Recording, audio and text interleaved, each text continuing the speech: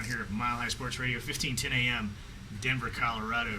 And if you're listening out there today, I want you to know if you live in Arapahoe County in Senate District, what district is it? Senate District 26. If you're in 26, this is your candidate. And Linda Newell's with us. And Linda, thank you so much again for coming on the show. My pleasure. What are the issues that you're hearing out there for your voters in your Senate district? And what's your plan to address some of those issues? People want to know, when I'm walking door to door, they want to know what's going to happen with the oil crisis, what's going to happen locally for that, what's going to happen with education. I can't afford to get my child to college, or I can't afford to get my child the pre-K, kindergarten. Maybe I can't get my developmental disabilities child on the list, the service for services. So pocketbook issues are top of the list this year. Yeah, absolutely. What are some of the things you'd like to see happen in your Senate District 26? Well, I think 48th in the country in higher education is low enough. Well, and let's talk about your opponent. I'm not going to go into her names and stuff, but what are some of the issues that she supports, or some of the things she has supported that would say to a voter, not my kind of senator? You know, what are some of her positions? Mm-hmm. She is, well, first of all, she's anti-choice, which is fine, but she's actively anti-choice, which means that she goes a step beyond and says, no, even if the mother's life is at risk, I am not going to support abortion. She is against sex education in the schools, and what's scary about that is that actually the states, there's a fun statistic where the states in the country that have abstinence-only education, they're the highest in obesity, they're the highest in teen pregnancy, so clearly that doesn't work. Right. So that is out of touch. She's just out of touch with our voters.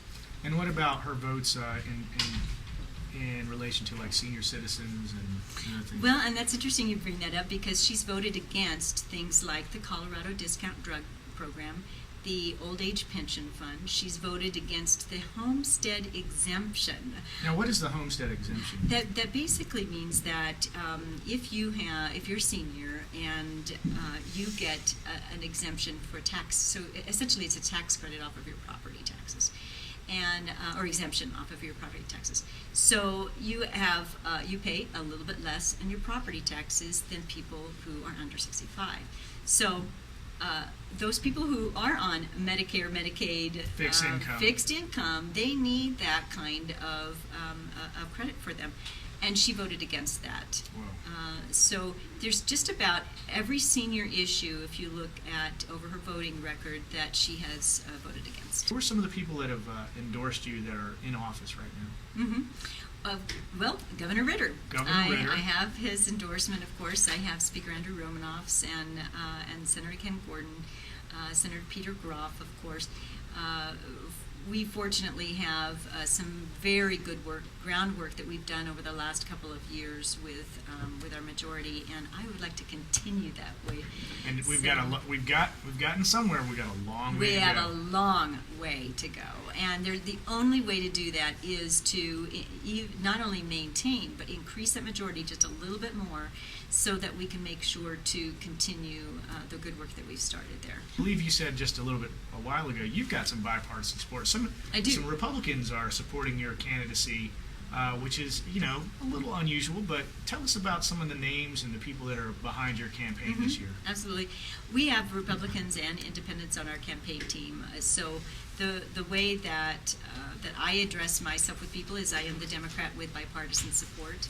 I really pride myself in that, because my entire profession in human resources and workforce development, I have worked on bringing people together, bringing parties together. So some of the Republicans and independents who are on my campaign team are city council members from City of Littleton, City of Centennial, City of Inglewood, and they're not all Democrats. They are some John Ostermiller, for instance, in City of Littleton, Republican. Ray Cornig, formerly on the council. So I'm very excited for that, and I think that is very indicative of where our voters are right now. They're wanting a more moderate. They're wanting somebody who's going to represent all of us, not just some of us. People are looking for legislators that are going to put partisanship aside and get the country and their state and their local government moving forward, working together, and not dividing over small issues, but looking at the big picture. Absolutely, and it's going to take that. We live in a purple state.